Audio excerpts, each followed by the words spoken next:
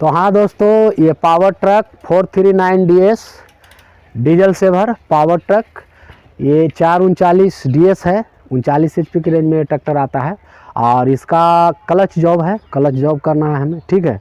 तो इसका क्लच पूरी तरह से कहें तो फेल ही हो गया है और ये सिंगल क्लच ट्रैक्टर है, इसमें सिंगल क्लच है, ठीक है।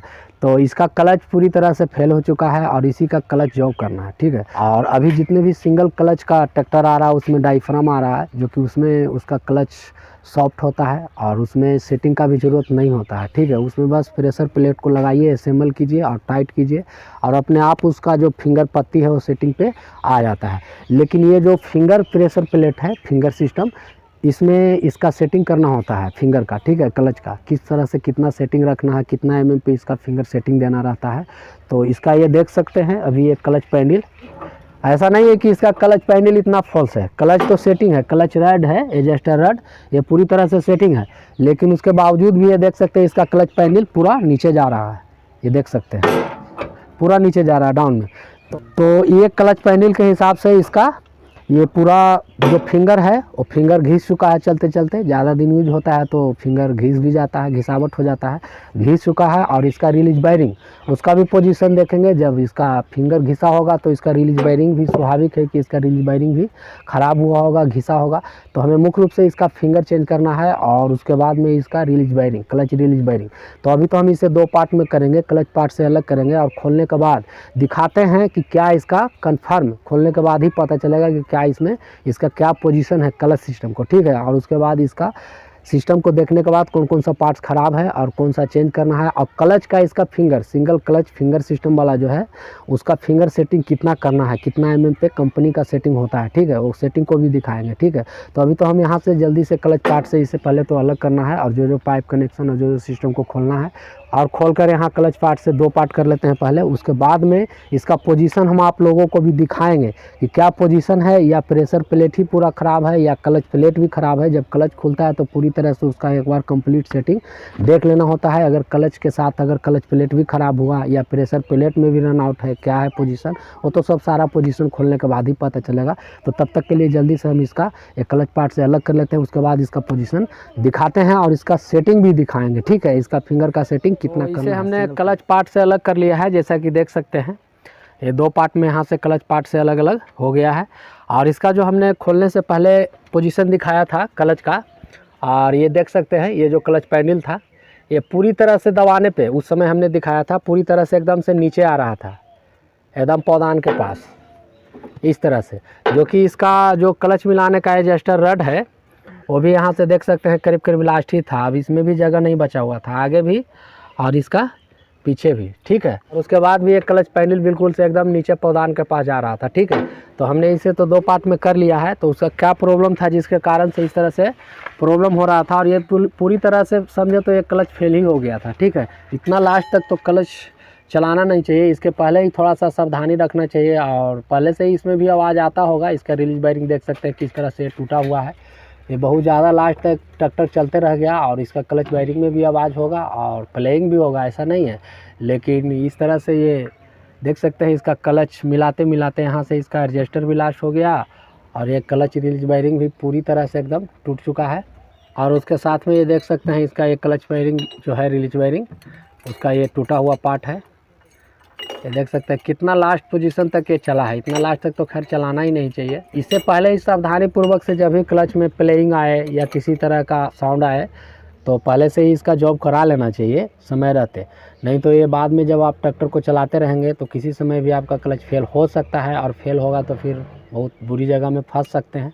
लेकिन ये सब थोड़ा सा लापरवाही होता है किसान भाइयों का, इसके चलते या तो आप समय रहते काम करा लें, और इस पर कभी कभी अपना ऑयल भी डाल सकते हैं, आप लुब्रिकेट कर सकते हैं इसे। जब इसमें अगर प्लेइंग आ जाता है तो या साउंड आता है तो या तो इससे अच्छा रहेगा कि आप इसे जब भी इसमें प्लेइंग आता है तो चेंज ही कर दे तो ज़्यादा अच्छा, ठीक है।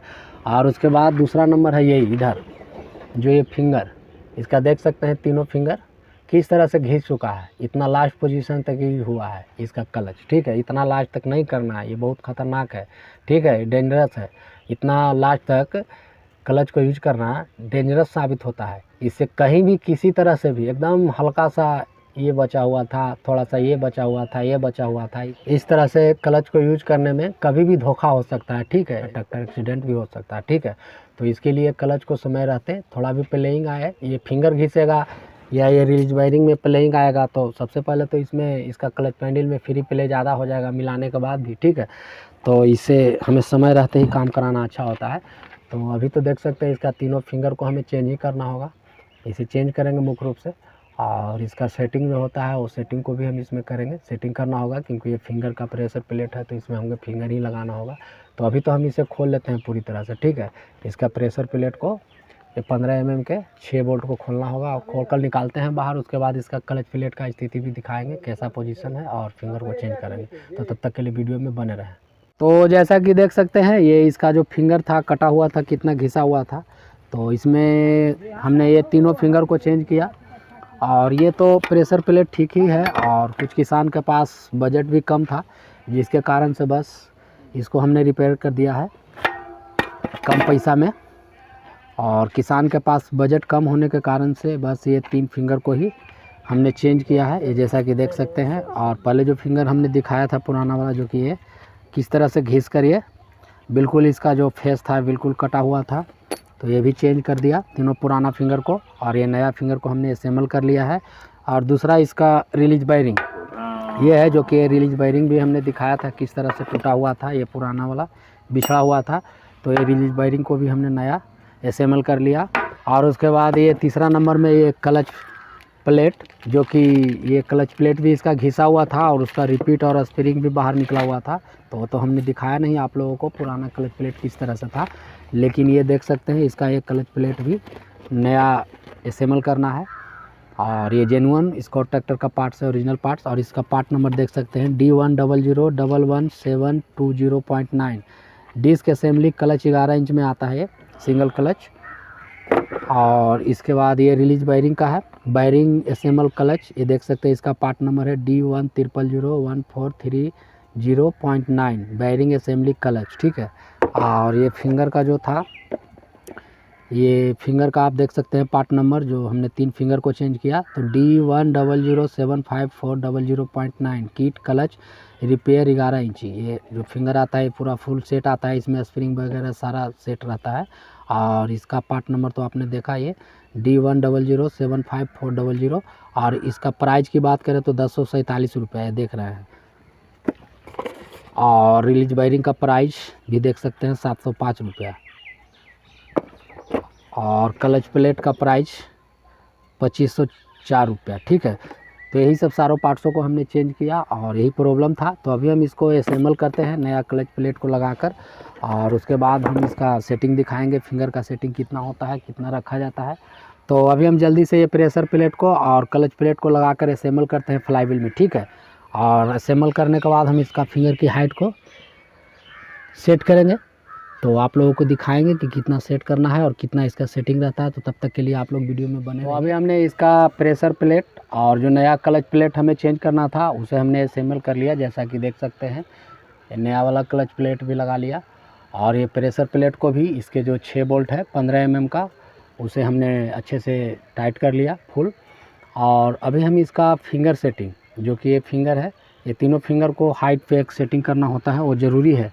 अगर सेटिंग गड़बड़ रहेगा क्लच में प्रॉब्लम आएगा। और इसका तीनों फिंगर एक बराबर में एक हाइट पे होना चाहिए सेट, ठीक है। तो इसका सिंगल क्लच का जो फिंगर सिस्टम जो प्रेशर प्लेट आता है, ऐसे तो ज़्यादातर सिंगल क्लच में भी कंपनी जो भी ट्रैक्टर हो उसमें डाईफ्राम प्रेशर प्लेट ही दे रहा है, लेकिन इसमें फिंगर वाला है। तो इसका फिंगर सिंगल क्लच का कैसे सेट करना है, ठीक है। तो कितना हाइट रखना है, तो इसमें भी ये जो देख रहे हैं हब, ये क्लच प्लेट का हब, ये क्लच प्लेट के हब से इसकी ऊंचाई 41 मिलीमीटर होना चाहिए, 41 मिलीमीटर, ठीक है। और अभी हमने इसके तीनों फिंगर को भी जल्दी से सेट कर लिया है, क्योंकि समय का बहुत अभाव है और शाम का समय भी होने वाला है। तो इसीलिए हमने इसका फिंगर को सेट कर लिया है। इसका 41 यानी कि 41 मिलीमीटर होना चाहिए। और अभी हम आप लोग को चेक करके दिखाते हैं। तो ये जैसा कि देख सकते हैं आप लोग को, ये डेप्थ गेज नज़र आ रहा होगा, डेप्थ गेज। तो ये देख सकते हैं mm में है, और इसमें 40, ये 40, यहाँ पे 4 नज़र आ रहा होगा, जैसा कि दिखाएंगे अभी हम इंडिकेट करेंगे।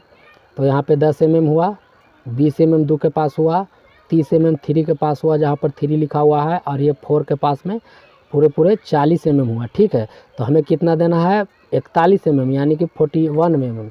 तो 41 mm में हमने ये डेप्थ गेज को सेट कर लिया पूरी तरह से परफेक्ट एकदम से, ये 41 mm पे है। ठीक है, तो ये तीनों फिंगर को तो हमने पहले ही बताया कि सेट कर लिया है, और ये 41 mm यानी कि 41 mm इसका डेप्थ गेज जैसा कि देख सकते हैं। और इसका ये क्लच प्लेट हब से 41 mm 41 मिलीमीटर इसकी ये फिंगर, तीनों फिंगर की हाइट होना चाहिए इस तरह से, जैसा कि देख सकते हैं।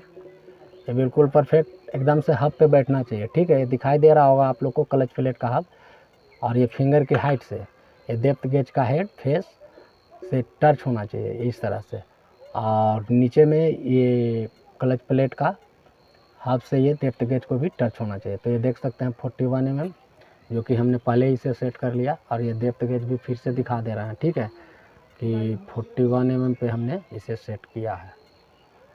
ये वीडियो में नज़र आ रहा होगा आप लोगों को।